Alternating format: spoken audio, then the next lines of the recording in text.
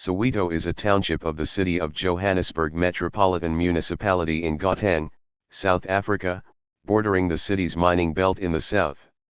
Its name is an English syllabic abbreviation for Western Townships.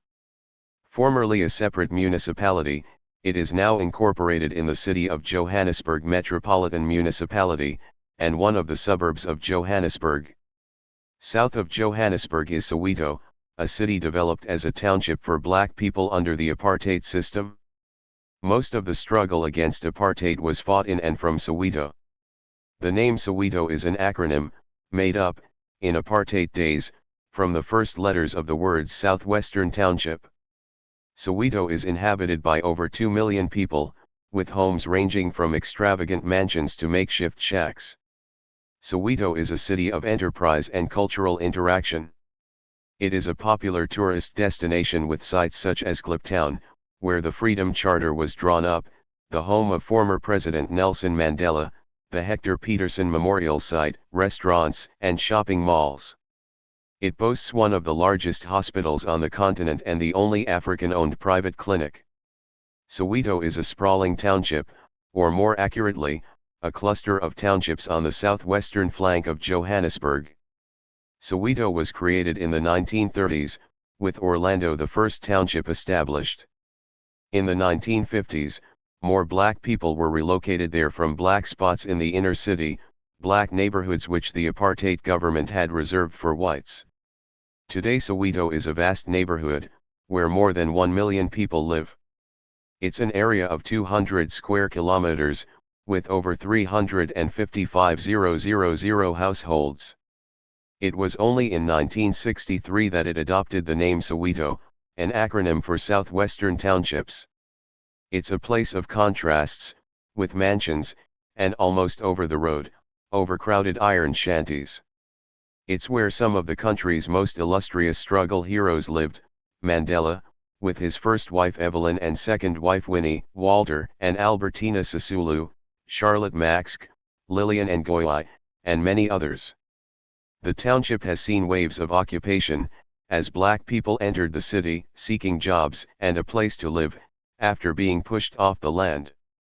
In the 1930s Orlando was laid out, a model native township. It was to have a green belt, with parks, roads, and houses with gardens. But it didn't happen. Rows of identical matchbox houses with no electricity or plumbing were built, stretching into the distance in monotonous regularity, a pattern of settlement throughout the township. Houses were built in fits and starts by the city council, but the demand always outstripped the supply. Areas became squatter camps, as people were moved from inner-city slums, or suburbs where whites wanted to live. Heroes emerged. In the 1940s James Sofasenkimbandza, a striking figure on a horse, led some 20,000 people to vacant land where they erected their hessian or sack shacks. It was the start of the end of apartheid.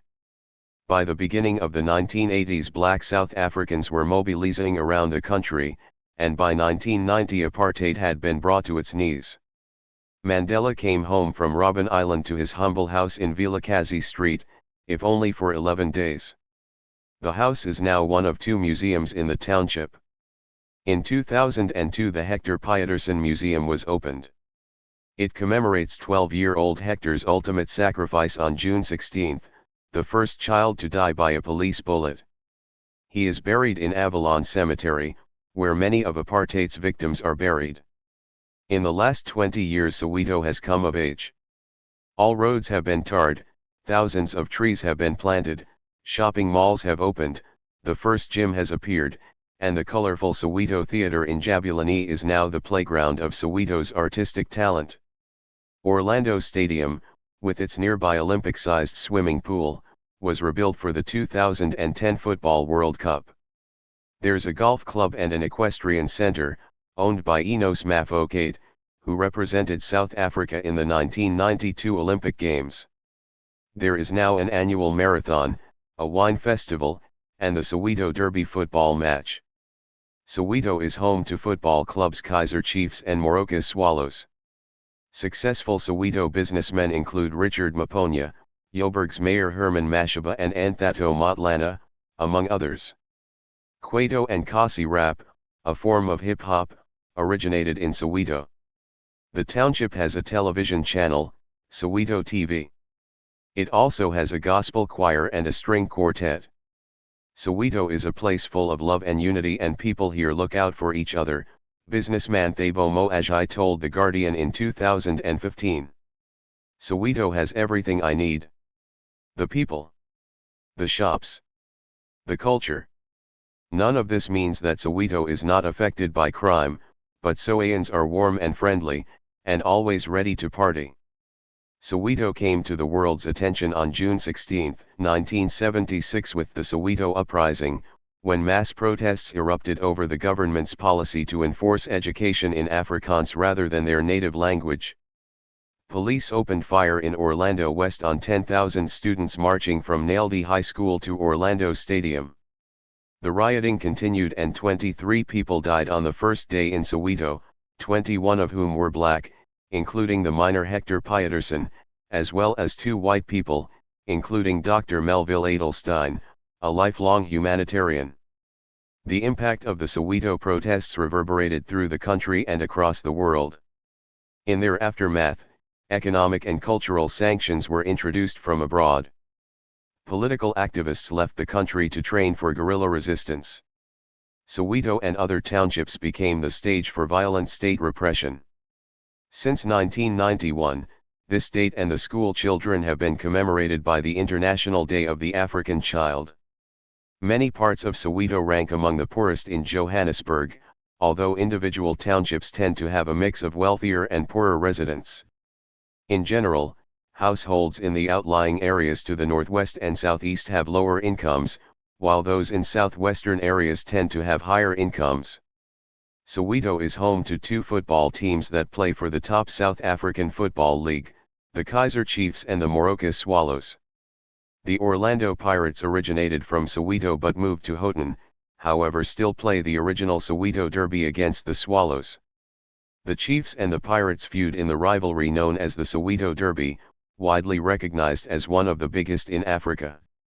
The Soweto Open Tennis Tournament, part of the Challenger Tour, is annually hosted in Soweto.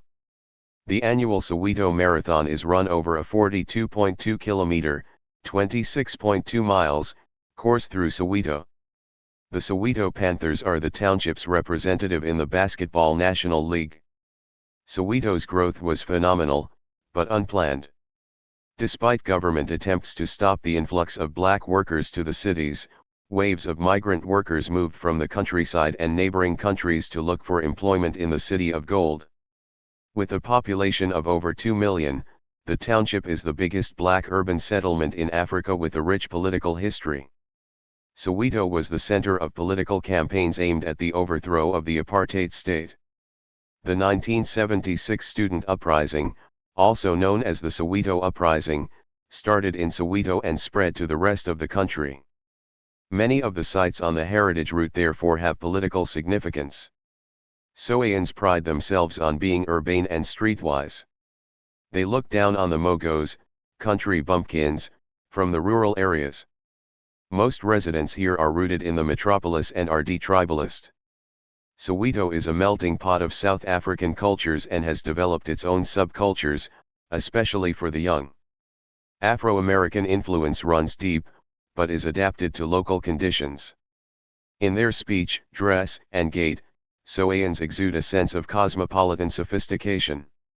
Sowetans have evolved a local lingo, Tsatsital, an eclectic mix of several local languages, Afrikaans, and street slang, constantly evolving and spoken mainly by the young. From the footbridge of the Chris Hani Baragwanath Hospital, the largest on the continent, one can get a panoramic view of Soweto. In Deep Kloof, you will find many grey, 4-room dwellings, cynically called matchbox houses by locals. These are the original dwellings constructed to accommodate the first black migrants to the cities who had come in search of greener pastures.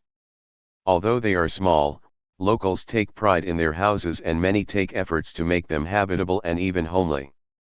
In contrast to these symbols of poverty, there are various extensions that have been established to accommodate the relatively affluent. One example is Deep Kloof Extension, home to the emerging black middle class. The suburb boasts beautiful houses, the roads are in good condition, there are playgrounds and schools. Other attractive sites are residences of famous anti-apartheid activists. Just a few kilometers drive from Deep Kloof, you arrive at Orlando, the first township of Soweto. Here, you can visit Nelson Mandela's first house, left, which is a popular tourist attraction. Mandela stayed here before he was imprisoned in 1961.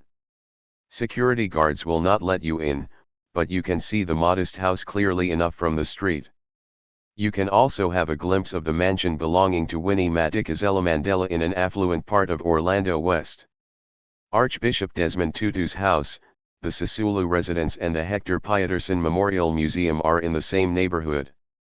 The recently renovated museum offers a detailed account of the events of 1976, including visuals and eyewitness accounts. For insight into African traditional medicinal practice, check out the Credo Mutwe village in central western Jabavuo. Mutwe is an African traditional healer and fortune teller who claims to have foreseen some significant political developments, such as the assassination of Chris Hani in 1994. He advocates the appreciation of indigenous cultural practices and forms of knowledge.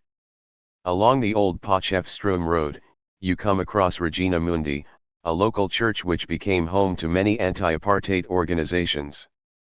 The church encapsulates the spirit of resistance and is rich in political history. In Kliptown, you can visit Freedom Square, a place where the Freedom Charter was adopted as the guiding document of the Congress Alliance. This was a gathering of various political and cultural formations representing different constituencies to map a way forward in the repressive climate of the 1950s. The Charter was the guiding document of the African National Congress and envisaged an alternative non-racial dispensation in which all shall be equal before the law. Soweto offers other less aesthetically pleasing sites for a visitor.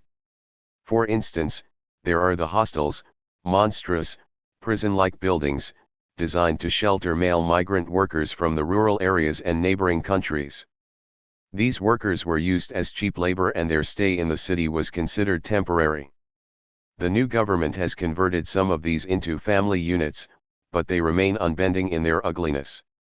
Recent years have seen the emergence of squatter camp communities, euphemistically called informal settlements, where poverty is palpable.